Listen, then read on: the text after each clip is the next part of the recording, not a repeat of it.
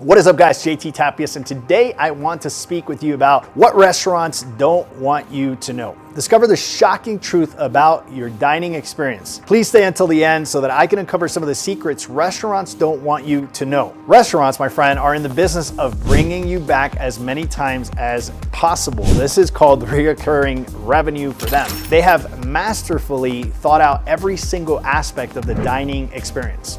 Let me explain exactly what I mean. Let me paint a picture for you. You walk into a restaurant in your neighborhood, park your car, and the first thing you notice is that the smell from the kitchen is coming out into the parking lot, right?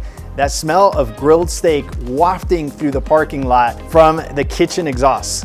This, by the way, is very intentional and meant to prime your olfactory senses. In other words, your smell. You're greeted by the most good-looking person in the restaurant, the hostess. She's the prettiest one in the restaurant. This is already creating a welcoming and trustworthy interaction, since we're subconsciously, we are primed to respond well, to be receptive to good-looking people. This is an internal bias that we all have, right? That's a story for another day. We'll make a video on that, but it's very true that we are primed to respond to better looking people. So continuing on with the whole priming experience these restaurants have, your skilled waiter, waitress shows up, they introduce themselves and place the bread and water on the table, right? Have you ever wondered why the bread and the water never go on the bill? It's interesting, right? This is a for-profit business, but out of the gate, they're gifting you the bread and the water. Let me just tell you that bread, by the way, is a high insulin yielding carb that acts as an antagonist to dopamine. Dopamine is that neuroreceptor that's associated with well-being. So you eat the bread, you spike the dopamine, and now you're in trouble. Now that all these things are happening, you've been primed to order the appetizer, the entree, the dessert. Here comes the menu.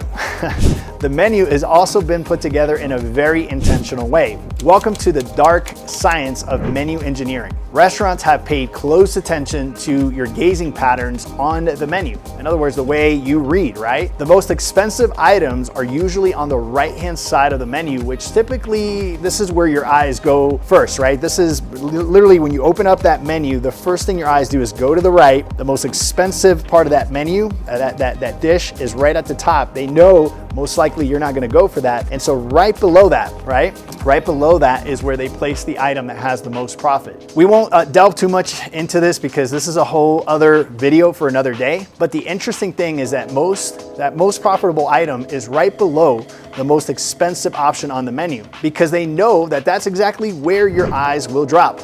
I know you're probably thinking, wow, JT, this is scary. But to be honest, this is just scratching the surface of the neuromarketing aspects of consumerism. Restaurants spend millions of dollars trying to figure out what triggers and tempts you. Here's the good news though. I do have good news for you. I'm gonna give you 5 powerful ideas that will help you overcome triggers and temptations no matter how well a restaurant engineers these booby traps. Before I do that, let me tell you a story that illustrates this whole point. My client Bobby was doing awesome on the EYB plan, the Empty Your Bucket Nutrition Plan. He was 7 weeks into the program, and he had already lost 23 pounds. He felt great. He was full of energy. He was excited about the future. But he called me in a frenzy because his boss has scheduled a dinner meeting with one of his colleagues.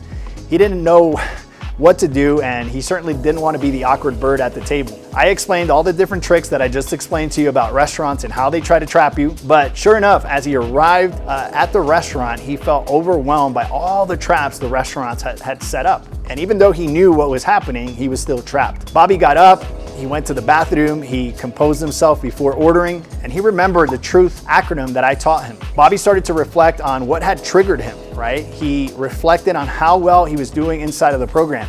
He began to realize that he was defaulting to unhealthy response, which was usually his default, right?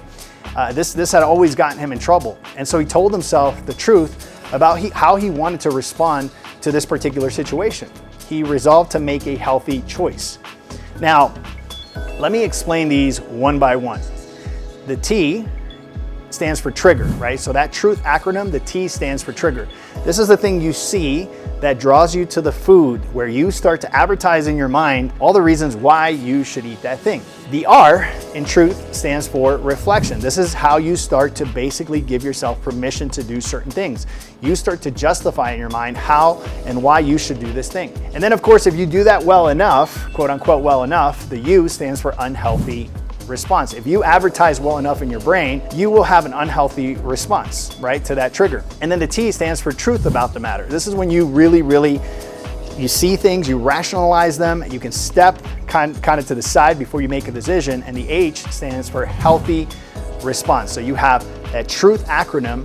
And if you can go step by step, the next time you go into a restaurant and you remember these powerful hacks, you'll be able to overcome the mind control games that restaurants play with you. Now, once again, I'm just scratching the surface of what restaurants do and how much time and money and effort they spend on getting you to fall for their trap. They are a for-profit business. They want you to spend as much money as possible. More importantly, they want to make you addicted to their food so you keep coming back. It's called reoccurring revenue. It's what keeps businesses alive. I don't know if you've seen everywhere from Microsoft to AT&T, every single company is going into this reoccurring revenue model because it makes more money than anything else. Peloton is in that model.